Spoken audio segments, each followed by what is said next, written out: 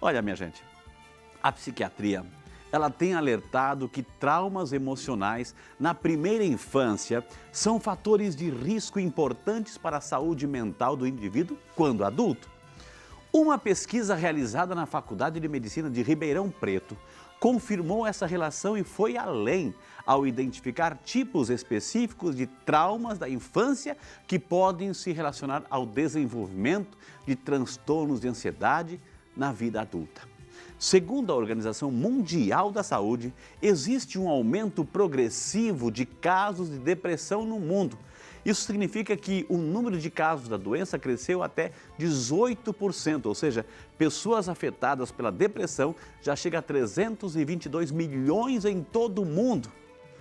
Bem, no programa de hoje, para falar sobre traumas emocionais, porque aqui a gente traz médicos que falam de doenças físicas, mas a gente precisa também cuidar do nosso emocional, da nossa cabecinha. E quem vai nos ajudar a conversar sobre esse universo, nós vamos receber ela que é psicóloga, a doutora Daniela Maurício. Bem-vinda, bom dia! Obrigada, Tudo bem, linda? Bom dia, Frei. Que bom. Muito obrigada, fico muito feliz de poder estar aqui novamente. A alegria é nossa, quem está em casa está fazendo assim, ó, batendo palma, porque a gente trata aqui no programa, doutora, assim, vem médicos, todo dia a gente leva um médico na casa das pessoas, um profissional da saúde.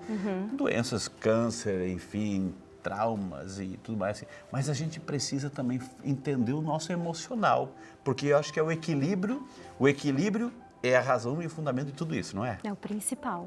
Eu acho que assim, a gente pode até cuidar do externo, mas se a gente não entende o interno, Exato, né? aí fica mais difícil, porque o interno é meio que nebuloso, né? Então a gente tem que E outra coisa mergulhar um também, de pouquinho. repente a pessoa sofre de dor de cabeça, o estômago, etc. E lá Dor no complica, dor no corpo. corpo. E vai saber, de repente não é nem um órgão, mas algum fator emocional que está lá descompensado e a gente precisa entender. Não, O e assunto é muitas sério. vezes ele vai no médico, o médico fala, você não tem nada. Quantas vezes já não foi no Exatamente. médico, o médico fala, você não tem nada. Você fala, não é possível. Aí precisa alguém de fora falar, não, é emocional, para você conseguir olhar. Então o assunto é sério. É muito sério. Vamos conversar? Vamos. Então diga para quem está em casa, não tente mudar de canal, fique conosco. Fica aqui com a gente. Então, doutora, por favor, sente-se.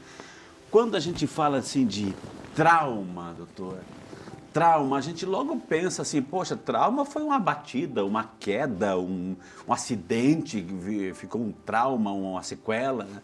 Não é esse trauma que a gente está falando, não, né?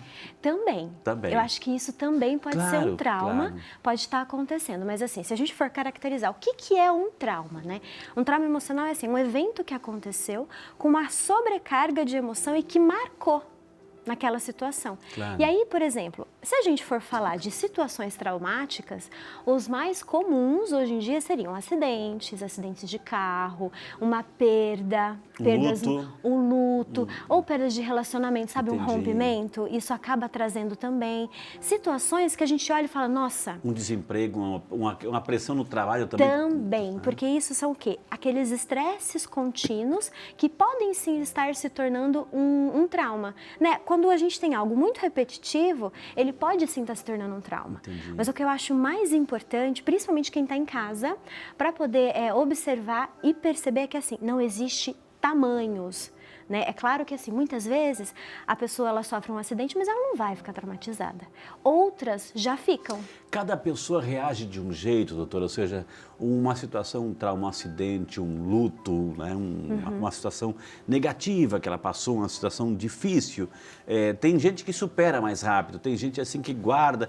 Por exemplo, assim, a pessoa, eu vou ter que entrar nesse assunto até mesmo para a gente entender. E uma dica também para você, de repente, doutora, assim, uma pessoa faleceu, a pessoa já não está mais presente, mas já se passaram 10 anos, 5, 10 anos, etc., e a pessoa não está sabendo lidar com esse luto, é um luto contínuo, parece que gosta disso, se alimenta disso, um excesso Permanece, de saudade, né? permanece. Como lidar com isso?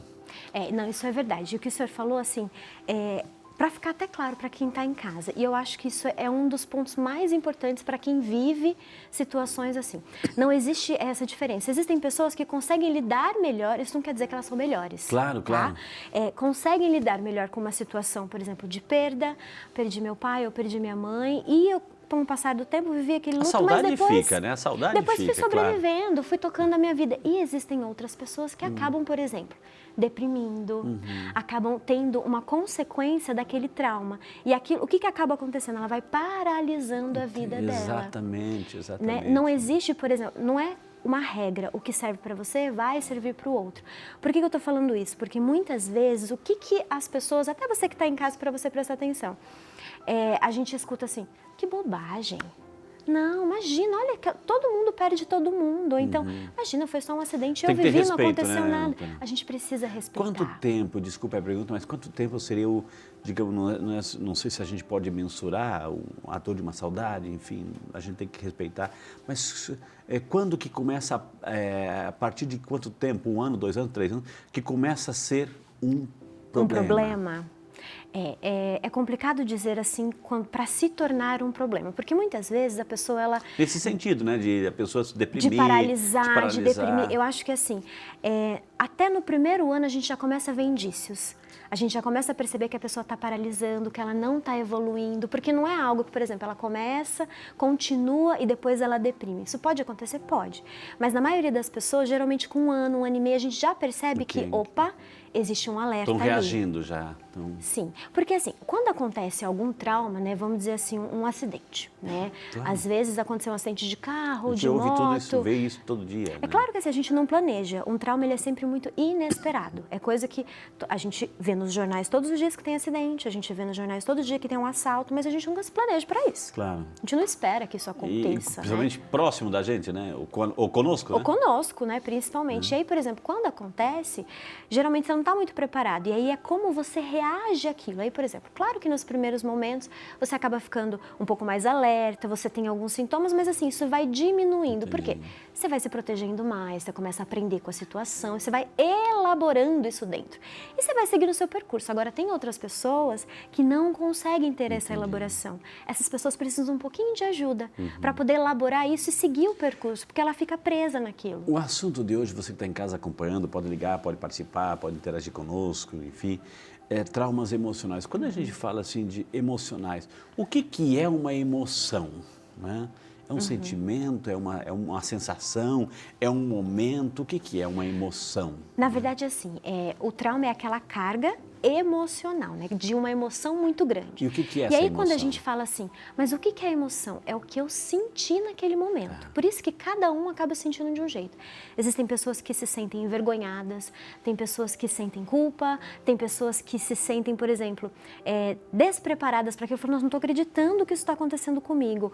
Ou então, é o que ela sente. As sensações são físicas, né? Nossa, peraí, eu estou me sentindo meio acuada, isso é uma sensação. Né? Agora, sentir, a gente está falando de sentimento. Emoção é sentimento, é como eu me sinto. E aí, o que acaba acontecendo? A maioria das pessoas acaba se pergunta assim, mas o que você sentiu naquela hora? O que aconteceu? Não sei. Não sei dizer, porque elas não conseguem estar acessando aquilo que elas sentem. É muito subjetiva a coisa, ou seja, eu sinto, não consigo externalizar, não consigo explicar, não consigo tentar interpretar aquele momento, aquela emoção, aquele sentimento, aquela experiência, né? Seja ela positiva ou negativa, então, como é que é isso? Acaba acontecendo isso, porque vamos supor, às vezes acontece um assalto, a pessoa, o que ela sente? Ela sentiu medo, pavor, raiva, não acredito que isso está acontecendo comigo. Ela tem um misto de emoções, não é só sentimentos, por exemplo, bons ou ruins, é um misto de falar, ufa, que bom que não aconteceu nada, melhor, estou me sentindo pelo menos protegida, Deus me protegeu. Não aconteceu nada e existe também o fator negar o que aconteceu, doutora. Sim. Ou seja, a pessoa acha que não é comigo e é com ela. Ou seja, eu não sei, é uma maneira que a gente tem no nossa psique, nossa cabeça, de tentar mascarar, camuflar, negar, nos negando, etc. Né? Sim, existe uma questão de negação, né? Geralmente é quando uma pessoa permanece numa racionalidade. Vou viver no mundo de faz de conta que não aconteceu nada, vamos seguir a vida. Então ela coloca uma pedrinha ali e segue a vida. Mas Só uma que, hora assim, essa pedrinha vai sair. Ela vai sair, porque a gente não consegue não lidar com as coisas. Existe um ditado, doutor, que eu gosto de usar bastante, enfim. Na vida, né, existe assim, aquilo que você não resolve, presta atenção, hein? Aquilo que você não resolve, a própria vida te devolve. e às A vezes gente te encontra como devolve. destino, né? E a gente às vezes devolve tão caro. A senhora trouxe algumas imagens. Eu quero convidar aqui, doutora, assim, para a gente explicar para você que está em casa, assim, para entender também através do visual e tentar se identificar, né, com a situação aí. É claro né? que assim, é muito importante vocês entenderem que não dá para ficar fazendo um auto-check de, né, autodiagnóstico. Mas é principalmente para você entender o que acontece quando um trauma está ali. Características que a gente pode olhar e falar, acho que essa pessoa... aconteceu alguma coisa, ela está um pouco traumatizada. Ou seja, pelo comportamento, pela atitude, por algumas palavras, a gente consegue pelo perceber olhar. através de algumas dicas, assim, Olha alguns só. sintomas que são comportamentos característicos, que a gente olha e fala, acho que está traumatizado. E isso é importante porque é uma maneira também de você entender o outro, se colocar no lugar do outro, respeitar o outro, porque então presta atenção nas dicas aqui que a doutora trouxe para nós. É isso mesmo. Então, por exemplo, primeiro de tudo, é a negação e o choque, como a gente estava conversando. Geralmente a pessoa ela para e fala, não, isso não aconteceu comigo, não é possível que isso está acontecendo comigo. Ou por que comigo? Também tem isso? Perfeito. Perfeita essa colocação. Por que comigo? O que eu fiz? Né? O que eu fiz de errado? Por que eu estou sendo castigada? Não é possível. Por que a vida está me castigando? Aí, como o programa é de saúde, doutor, isso tem um peso muito grande, muito maior, porque é aquela questão assim, às vezes você descobre um diagnóstico, passa um diagnóstico, por que comigo Deus está me castigando? Então preste atenção, assim, porque não é essa linha de raciocínio, doutora. Sim, ou até mesmo, vamos supor, quando a gente termina um relacionamento e aí a pessoa, não, tá vendo, nada dá certo comigo, não é possível, por que comigo nada dá certo? Por que comigo acaba não acontecendo? Ok, tem isso comigo porque a pessoa puxa, mas tem um também o outro, então a culpa está no outro, é porque o outro, porque não é comigo, eu sou o santinho da história. Perfeito, então, essa a culpa está no outro, fora de si, né? Sim, é muito mais fácil eu colocar no outro a culpa, né? do que eu pegar e eu tentar mudar o meu comportamento. Entendi. Quer dizer, o que eu estou fazendo? Qual é o meu movimento para mudança? Entendi. Então é muito mais fácil eu colocar para o outro, né? Então essa é a primeira. Então, por exemplo, quando eu você tô percebe que alguém está em negação, não vi, não falei. Exato. O que é isso? Então, geralmente, por exemplo, aconteceu alguma coisa, a pessoa não fala sobre o assunto, fala, não, gente, tá tudo certo, não tem nada a ver comigo, tá tudo bem, né? Então, isso é uma das características que a gente percebe. Tá. Segundo, descrença, que está bem próximo até mesmo a questão de negação. A pessoa, por exemplo, eu não acredito que isso aconteceu comigo. Não tem nada a ver com fé aqui, não tem nada a ver com espiritualidade. Não, é descrença de desacreditar que tal situação aconteceu comigo. Por exemplo, não acredito que ele terminou comigo. Não é por que isso está acontecendo? Ou até mesmo assim, de não acreditar mesmo, de desacreditar nas situações. Isso pode, doutora, assim, eu vou trazer mais uma situação assim, que a doutora tem como explicar, ela é psicóloga aqui. De repente, assim, não acredito que isso aconteceu comigo, ou seja, mas esses crimes passionais ou essas vinganças que acontecem, faz parte disso também, dessa negação, ou seja, um relacionamento terminou, traumático, enfim, a pessoa não aceita e tenta se vingar, tenta compensar falando mal, etc., diminuindo a outra pessoa, como é que é? Eu acho que isso pode estar um pouco associado, mas também existe um outro lado, no sentido de, muitas vezes a pessoa não tolerar uma frustração, porque assim, quando você termina um relacionamento, né, vamos pegar esse exemplo, certo. Né, você levou um não, né, eu não quero mais ficar com você, e às vezes para a pessoa é muito difícil tolerar isso. Como trabalhar isso. Exato, então assim, ela não consegue elaborar, ela não consegue lidar com aquele término, porque assim, a pessoa tem que ficar comigo, se ela não ficar comigo, não vai ficar com mais ninguém. Okay. E aí, por exemplo, já tem ali um transtorno de personalidade também, não é só o fato dela negar, dela não tolerar uma frustração, existe algum outro elemento ali que faça com que ela cometa algum crime ou até mesmo alguma situação ali para se vingar, para tentar compensar. Olha, tá vendo? Você fez isso comigo, eu vou dar uma punida agora. Você fez isso comigo, então você vai ver. Então a descrença significa é não acreditar que aquela situação está acontecendo, mais ou menos isso. Tá? A próxima, até assim, olha só, todo mundo apontando ali, ó.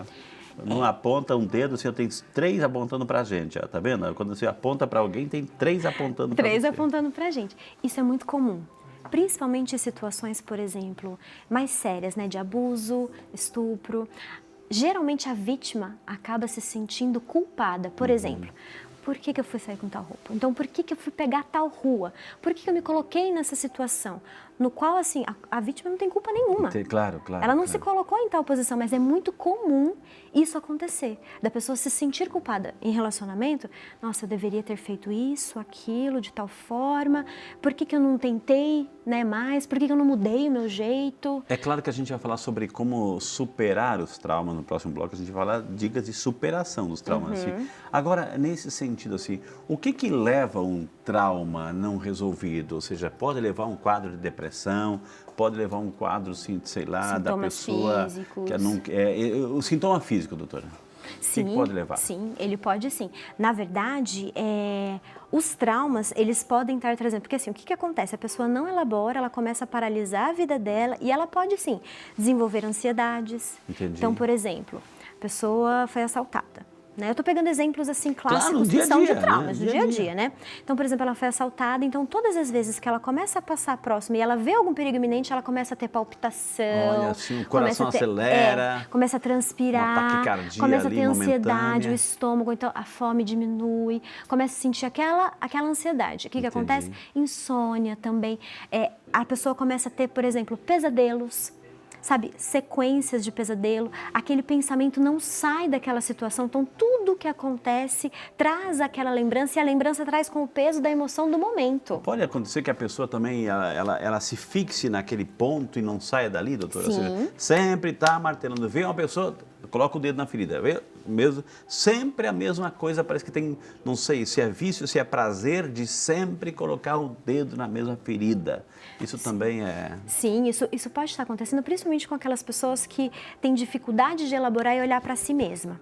E aí prefere, por exemplo, o tempo todo estar sendo vítima e culpar a outra pessoa. Então, o tempo todo, eu prefiro não fazer nenhum movimento de mudança e estar culpando o outro, então assim, remexendo no que está acontecendo. Eu não faço nenhum esforço para mudar também. Eu quero levar isso para dentro de casa, porque a nossa amiga, né, o nosso telespectador está nos acompanhando nesse exato momento em casa, de repente assim, a pessoa que sente, ninguém me entende, né, poxa, eu acordo cedo, eu sou a última que vou dormir, eu faço tudo por essa família e nem sequer um reconhecimento, nem sequer um afeto, um carinho, enfim, é sempre cobrança, eu faço 1000 coisas certas e uma coisinha errada, mas potencialize aquela coisa errada e se torna uma tempestade. Você fala as pessoas potencializar. Exato, né? Isso acontece, doutora, assim, de traduzir nessa sentido, a pessoa se persegue ou não, acha que ninguém reconhece, que ninguém ama, que ninguém valoriza o que faz, assim. Sim. Pode ser também traumas lá de infância que não foram superados e trazem consequências no relacionamento? Sim, até mesmo porque assim, nas relações, é muito importante vocês entenderem, toda a relação que nós temos, a gente traz o que a gente aprendeu lá atrás. Né, até rimou. A gente traz para a relação, então, por exemplo, se lá no passado você tem algum problema, às vezes até com seu pai, não se sentiu, por exemplo, favorecido ou amado, sendo importante, isso pode sim estar trazendo, ou seja, aquela baixa autoestima, porém que ela traz uma sobrecarga que você já também se comporta nessa forma no relacionamento. Entendi. Porque você se comporta assim. Então, o que acontece? O tempo todo você fica assim, nossa, eu mudei essa cadeira. Nossa, mas você não viu que eu mudei essa cadeira? Você podia ter me elogiado, você podia ter feito alguma coisa. Por quê? O comportamento daquela pessoa está sempre voltado para o que ela poderia receber. Sabe assim, é como se fosse aquela criança que está ali pedindo atenção o tempo todo. Isso pode acontecer, sim. E aí, o que acontece? Ela acaba permanecendo na posição de vítima. Então, tudo é contra ela, sabe? Eu não tenho sorte, eu acabo tendo vários problemas. Ai, o problema sou eu, né? Então, assim, por que você não me valoriza? Por que você... Então, assim, acaba acontecendo sim. A gente traz com o peso do passado. Por isso que é importante a gente elaborar. Eu vi um quadro aqui, uma vergonha, a pessoa quer se esconder, quer se isolar, o que é? É muito comum, principalmente em pessoas que acabam sofrendo algum tipo de trauma. Não bullying, uma humilhação pública, de repente chamou atenção em público, enfim, a pessoa não sabe onde se esconder, tem a ver? Sim, tudo a ver. Então, por exemplo, ela acaba sentindo vergonha e até mesmo indo para casos mais sérios, como abuso, uma pessoa, por exemplo, que foi abusada na infância, ou aconteceu até um estupro. Então, assim, situações que causam vergonha na pessoa, sendo que, assim, na verdade, quem deveria sentir vergonha é quem fez. Exato. Quem fez o bullying, quem cometeu o ato é que deveria sentir vergonha, né? Só que isso acaba tendo um efeito inverso. Quem sente vergonha é a própria vítima. São características, por exemplo, a pessoa deixa de se expor, deixa de se dar a oportunidade para novos relacionamentos, muitas vezes. E quando nada disso aconteceu, no sentido assim, mas a pessoa tem vergonha de si, no sentido assim, porque eu sou obesa, porque eu sou baixinho, porque eu sou isso, aquilo, ou porque tem uma cicatriz, ou porque tem um defeito físico, enfim. Então também é outro, isso se torna uma situação traumática para a pessoa? Depende. Depende de como ela consegue trabalhar e elaborar isso. Isso pode, sim, constantemente estar se tornando um trauma, desde que ela aprenda a elaborar isso, porque a gente está falando também de baixa autoestima, a gente está falando de autocuidado, a gente está falando de amor próprio. Então, assim, não engloba só essa questão traumática, né? O trauma, ele precisa ter é como se fosse uma sobrecarga. Pensa numa bomba atômica, sim, sobrecarga de emoção. É uma situação de normalidade que, de repente, foi interrompida por algo brusco que aconteceu ali, um acidente, um assalto, etc. Exato. Isso é o trauma. Isso afeta a emoção. Isso afeta, assim, é como se rompesse naquele momento. Entendi. Rompeu, aí a pessoa, assim, tem pessoas que superam com uma facilidade, né? E tem outras que precisam de ajuda. Tem outras que acabam precisando. Mas assim, bom, tem outro assunto aqui, e aí? O medo de envelhecer, o medo de ficar sozinho, Acho que essa é uma das últimas, principalmente, características que a gente coloca, que é a questão do medo. Muitas vezes, começar a generalizar alguns medos. Então, por exemplo, medo de não se relacionar novamente, e aí paralisa, não dá mais chance para ninguém e fica só sozinha. Entendi. Né? Medo de falar em público, então medo de andar na rua, medo de andar de carro novamente, medo de conversar com pessoas. Porque passou por um trauma. Porque passou por um trauma. Geralmente são características Passou, assim. Ouviu de perto, presenciou, bom, também sentiu. E aí, por exemplo, às vezes a pessoa está em casa e ela escuta um barulho, ela já assusta, já aquele medo vem acompanhado de, por exemplo... sudorese. Exato. Ansiedade, palpitação, ela fica com pensamentos obsessivos, que são aqueles pensamentos repetitivos, o tempo todo voltado para aquilo, vai acontecer alguma coisa, vai entrar alguém. Isso acaba acontecendo o medo também. Paralisa, né? É bom porque ele nos coloca no estado de alerta, mas também ele nos pode protege, paralisar. porém ele também pode causar um efeito negativo, que é nos paralisar. Doutora Daniela, cadê a doutora? Doutora, entra aqui, doutora. Hoje assunto traumas emocionais. A gente já entendeu. Eu lembro de algumas situações assim, o choque, negação, vergonha, medo, tudo mais assim. Tudo isso identifica as nossas experiências. Fica nisso, essa constatação, ou podemos levar para quem está em casa e, poxa vida, tem solução, tem como tratar, tem como entender, tem como superar? Tem, doutora? Tem. Na verdade, tem sim, tem como tratar, tem como melhorar, tem como sair dessa situação e continuar a ter uma vida normal. Né? Porque assim, o trauma ele acaba paralisando muitas pessoas e a gente acaba perdendo muitas oportunidades muitas vezes, principalmente com a gente mesmo, né? Porque daí assim, quem sofre mais é quem está vivendo. Né? Existem algumas dicas que eu acho super importante para quem está em casa, para você tentar colocar em prática, se você já viveu, se está lutando contra isso, que é... Primeira coisa de tudo, aconteceu alguma coisa, não se isola. O que acaba acontecendo, Frei? A maioria das pessoas que passa por alguma situação acaba com o tempo se isolando um pouco. Então, por exemplo, deixa de sair, começa a diminuir a frequência do contato social, repertório. A confiança nas pessoas acaba diminuindo também. Com isso, pode vir sim alguns outros, algumas consequências. Como evitar essa situação? Aqui lá está um quadro de interação, etc. Que é o que acaba acontecendo. Está sofrendo a parte, está sofrendo porque aconteceu, está sofrendo, enfim, teve um trauma que ele não superou. Como fazer com que ele se sente aqui? É muito importante que, assim, que ele continue com a rotina dele. Então, por exemplo, trabalho, porque o que é o isolamento? É muitas vezes deixar de fazer atividades básicas. Ok, corriqueiras. Então, por exemplo, exato, que assim, não adianta falar assim, eu não estou indo para um show, não estou indo para uma festa, estou me isolando. Não, mas espera aí, pode ser uma escolha. Né? É diferente de você, por exemplo, não tomar o seu café na mesa com a família, de você não visitar um familiar, de você muitas vezes deixar de ver os amigos e cada vez ir diminuindo mais a frequência e ficar só em casa. Ou de repente a pessoa está chegando o marido, está chegando os pais, ou está chegando... Então a pessoa já está em casa e já sabe que a pessoa está chegando, vai lá para o quarto, fecha a porta, etc. Exato, perfeito. Perfeito exemplo. Então, assim, acho que um dos primeiros pontos, porque assim, quanto menos eu entro em contato com isso, mais eu me fecho, mais eu me isolo. Então, assim, é muito importante a gente continua. continua conversando com as pessoas, continua, por exemplo, esse repertório social, busque apoio nas pessoas. Esse isolamento, né, pode levar, doutora, assim, uma depressão. Um reflexo de uma situação depressiva, não? Sim, pode. Pode porque, assim, um trauma, ele pode desencadear alguns transtornos. E a depressão é uma delas. Entendi. A depressão, ela vai caracterizando... O pânico também pode? Um transtorno de pânico? O pânico, ele deriva da ansiedade, né? Entendi. Ele é dentro de um transtorno de ansiedade. Outro tema. Mas ele pode estar vindo, sim. Na verdade, ele é como se fosse um gancho dentro de um trauma, né? Vamos dizer assim. Ele pode, sim. Busca apoio familiar. Muitas vezes, assim, tá muito próximo do isolamento. Então, assim, procure estar com pessoas que te queiram bem. Procure Mas, estar de com repente, pessoas... doutora, assim, a base de tudo é família. O apoio familiar tem que ser o fundamental, a regra número 1 de tudo. Mas e quem a maior não tem? cura está dentro de casa. Exatamente. E daí? A senhora intuiu a minha pergunta. E daí? Quem não tem uma família tão estruturada? E isso é muito comum, acaba acontecendo. A gente idealiza muitas vezes a família perfeita, né? Margarina, né? Comercial de margarina. Mas não necessariamente. Quando eu falo assim, busque apoio, muitas vezes eu falo familiar, mas assim, amigos, grupos de igreja, pessoas que estão próximas, vizinhos, muitas vezes tem pessoas próximas que querem muito ajudar, mas às vezes a gente não se comunica. Exato. Né? Então, procure apoio, não fica sozinho nessa situação. Às vezes é importante a gente também querer colo. A pessoa que tem que buscar apoio ou os amigos que estão percebendo que alguma situação não está bem, que devem oferecer? Também. Ótima colocação, Frei, porque às vezes a gente fica esperando que só a pessoa também vá. Exato. Você percebeu que tem algum amigo seu, passou por alguma situação, sabe o que acontece? A maioria das pessoas não sabe o que fazer. Não sabe como agir. Muitas vezes, assim, seja sincero, chega e fala assim, olha, se você precisar de alguma coisa, porque assim, eu tô aqui, mas eu não sei o que fazer.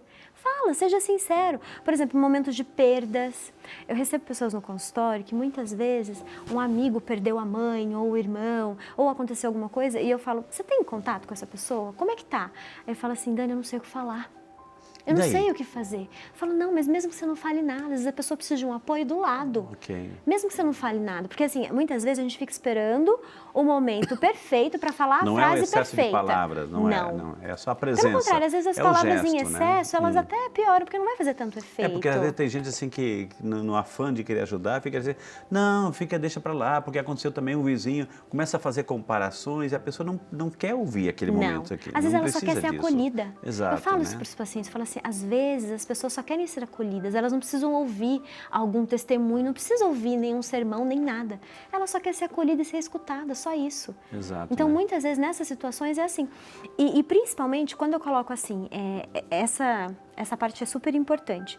Quando você percebeu que os seus sintomas começam a aumentar, por exemplo, passou meses, você não melhora, você percebe que você está cada vez se isolando mais, está piorando mais, você começou a desencadear, por exemplo, dores no corpo, algumas alergias, questões psicossomáticas que a gente fala, que advêm muitas vezes de questões emocionais que advindas do trauma. Então tem que buscar ajuda.